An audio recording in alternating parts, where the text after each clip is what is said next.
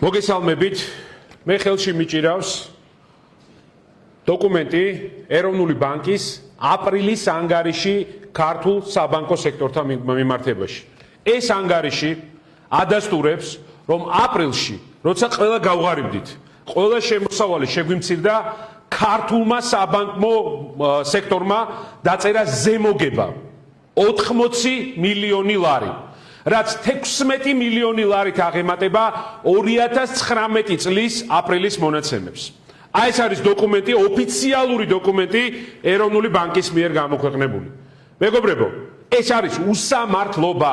როცა ყველა ვღარიბდებით, თავარი თავის ტკივილი დღეს ქვეყანაში ყველას აქვს კრედიტები და სესხები, ბანკები სესხის პროცენტს ახდევიებენ ადამიანებს, ანუ გადაუადეს პროცენტი, მაგრამ დაუმატეს ეს პროცენტები შემდგომ ეტაპზე, მეორე 3 თვის გადავადება ფაქტობრივად ცელდება მხოლოდ მცირე ნაწილზე მოსახლეობის და საბანკო სექტორი კი წერს ზემოგებას. ეს ციფრები მიუთითებს, რომ ქართულ საფინანსო სექტორში არის რესურსი იმის, რომ ჩამოიწეროს, რასაც ჩვენ ვთავაზობთ, ვადაგადაცილებული, უпроსტად გადავადებული სესხების პროცენტი და შემდგომ ეტაპზე განახევდეს საპროცენტო განაკვეთი და შემცირდეს, რომ არ წერდეს ქართული საბანკო სექტორის ზემოგებას.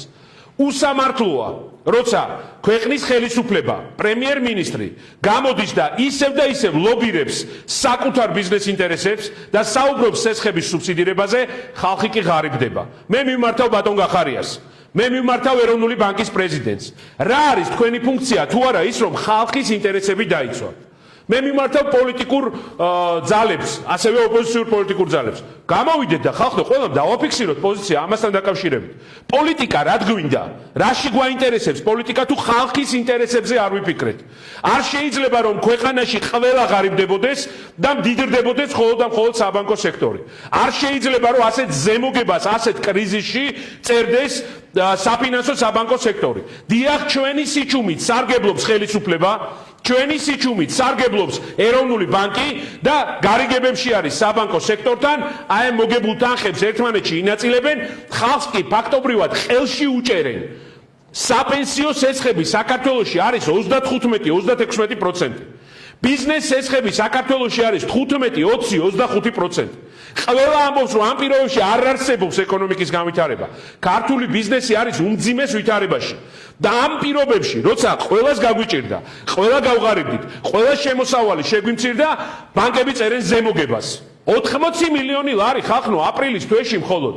რა არის ფუნქცია ეროვნული ბანკის თუ არა რომ გაატაროს ანტიმონოპოლიური პოლიტიკა და ჩაერიოს ამ ვითარებაში. სხვა რისთვის ყავს? აი რად გვინდა ეროვნული ბანკი? უბრალოდ რომ შედან შენობებში ახალი შენობების აშენებას აპირებენ, მაღალი ხელფასებს რო იღებენ, ეს არის მათი ფუნქცია.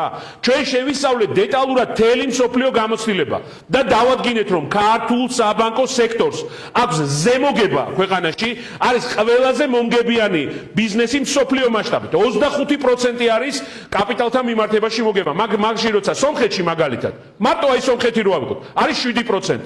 ეს ნიშნავს, რომ მოგების მარჟა პროცენტებში და სესხებში არის ძალიან მაღალი ჩადებული. ეს უსამართლოა.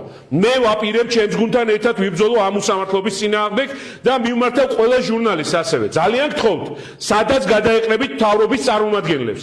დაუსვით შეკითხვა. რას ფიქრობენ ისინი ამაზე? აპრილში, როცა ყველა გავღარიბდით, რატო წერს საბანკო სექტორის ზემოგებას? რატო არ ჩამოეწერა გადავადებულ სესხებზე პროცენტი ადამიანებს? გამაგებინეთ, ეს სამართლიანია? გამაგებინეთ, ეს ქვეყანა ასაერთოდ? ან რისთვის ვართ საერთოდ, რად გვინდა? ან პოლიტიკა, ან რატო ვლაპარაკობთ, ან კომენტარებს რისთვის ვიძლევით? მარტო იმაზე რო არის საუბარი, საარჩევნო სისტემა, ასე შემდეგ, ხალხის მხარეს თუ არ დავდექით, არც ერთ შემთხვევაში შედეგზე ვერ გავალთ. ჩვენ გვყავს ხელისუფლება, რომელსაც უნდა ბოლომდე წაართვას ის უკანასკნელი ლუკმაპური ადამიანებს, რაც აქვთ.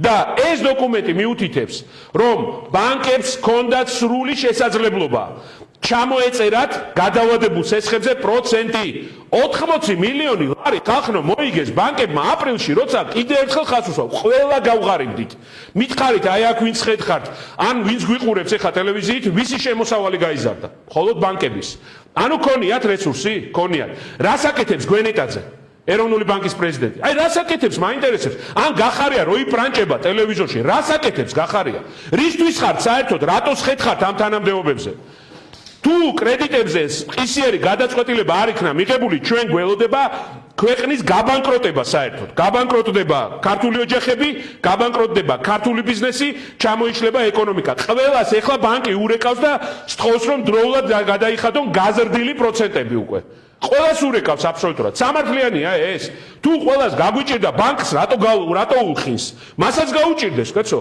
ხო შეიძლება რომ ერთხელ მაინც იზრუნონ ადამიანების ნორმალურ მომავალზე და ამიტომ მართლა გულწრფელად თქო ჟურნალისტებსაც რომ აი სადაც შეხვდებით თავრობის წარმომადგენლებს ოპოზიციის წარმომადგენლებს დაუსვით შეკითხვები 80 მილიონი 16 მილიონით მეტი მოიგეს კრიზისულ გაბანკროტებულ აპრილის თვეში 2020-ში ვიდრე 2019-ში 16 მილიონით მეტი 80 თქვენ წარმოგედგინათ რომ ვინმე მოგებას დაწერდა აპრილში არა ალბათ აი ბანკებმა დაწერეს ეს მოგება ხო და მართლა აი საშინლად უსამართლოა და აუცილებელია რომ ამაზე შესაბამისი რეაგირება იყოს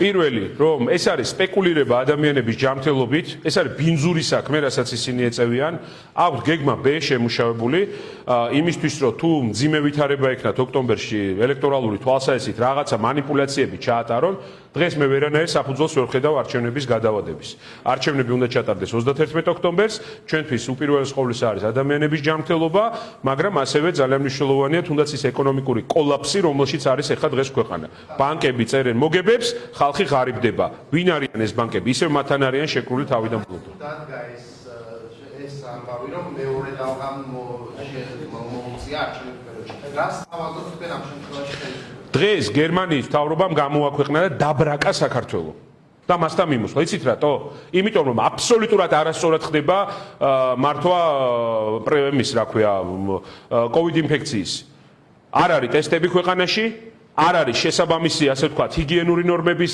სტანდარტები გავრცელებული აბსოლუტურად ყველგან და შესაბამისად ტურისტებისთვის რომ ვამბობთ პირველი ივლის გავხსნითო სად არის სადმე ნახეთ ტურისტების ასე ვთქვათ გზამკვლევი როგორ უნდა მოიქცენ ქვეყანაში არა და დაუბრაკეს და რატო კეთდება ეს ყველაფერი სამი თვის მერე რომ გამოვიდა გახარია ბიზნეს რო ხდებოდა იქ რაღაცა რო იპრანჭებოდა ტელევიზორში და თქვა რომ ის მინდაო რა ქვია ტესტები უნდა დაინერგოსო მასიურად ყველგანო სამი თვის წინ რატო არ შეიძლება ტესტების დანერგვა და ესე თუ გავაგზავნეთ რა თქმა უნდა პრობლემები გვექნება და ეს ხდება მიზანმიმართულად ეხლა ნათლად გამოჩნდება რატო არ ნერგავენ ისევ და ისევ მასობრივ ტესტირებას ქვეყანაში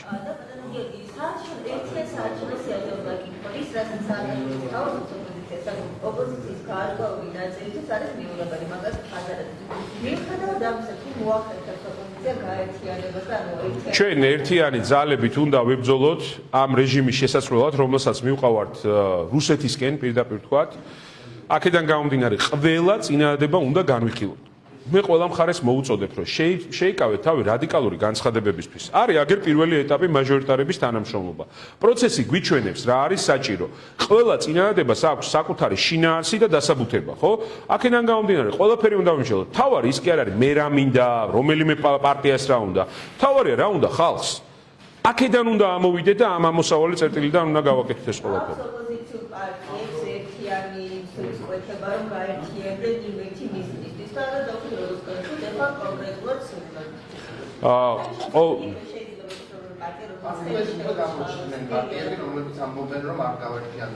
გავიგე, გამოჩნდნენ რომ არ გავერთიანდებით, ასე ამბობდნენ სხვა საკითხებზეც, მე გავერთიანდით. მე მახსოვს მაგალითად პარტიები, რომლებიც ამბობდნენ რომ მშვიდობიან პროტესტში არ უნდათ მონაწილეობის მიღება. მე მოვიდნენ და მიიღეს მონაწილეობა მშვიდობიან პროტესტში. ამან მოიტანა 8 მარტის გამარჯვება.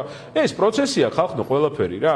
აქედან გამომდინარე, ნუ გადაუსწრებთ მოვლენებს, შევხედოთ, დავაკვირდეთ და დარწმუნებული ვარ საღი აზრი გაიმარჯვებს. რაც სწორი და უკეთესია, ის უნდა მივიღოთ გადაწყვეტილება, რაც სწორი და უკეთესია ხალხისთვის და ქვეყნისთვის. და არის რომელიმე პარტია პოლიტიკური ლიდერი, ვიზეც ფიქრობს რომ შეიძლება შეუშალოს ამ არავის რას შეუშალოს ხელი? ამ საერთო სიების შექმნას მარგი შეუშალოს, იცით რა არის? კიდევ ერთხელ ეს ხო არ არის გადაწყვეტ, ეს არის შეთავაზება. უნდა დავჭდეთ და ვიმშელოთ. დღეს ეხლა ნაადრევია საუბარი, ვინ ემხრობა, ვინ მოწინააღმდეგეა, ვინ რა არის. უნდა დავჭდეთ და ვიმშელოთ ყველა ალტერნატიულ სტრატეგიას. ეს იანვარშიც იყო ეს იდეა. როცა საარჩევნო სისტემა არ იცვლებოდა და ბევრი ვიხილავდით ამ საკითხს. გახსოვთ თქვენ ამის შესახებ, ხო? ამიტომ შევხედოთ რა, ჯერ საკონსტიტუციო ცვლილებები არის წინ, როგორ მოხდება, რა მოხდება, ამას ყველაფერს გადამწყვეტი მნიშვნელობა აქვს და ნუ ავაჩქარებთ მოვლენებს და ნუ გადაუსვებთ მოვლენებს წინ. არის წინადადება, მნიშვნელოვანია რომ ნაციონალურ მოძრაობა აფიქსირებს ამ წინადადებას, ანუ მზაობა მისგან არის, შესაბამისად ყველამ უნდა ვიფიქროთ ამ საკითხზე. ამ თქვენ ამ უფრო შეგვიძლია ხელისუფლებას ეპიდემიოლოგიური თარიღის აღორძინება არ აქვს. ხო და შეიძლება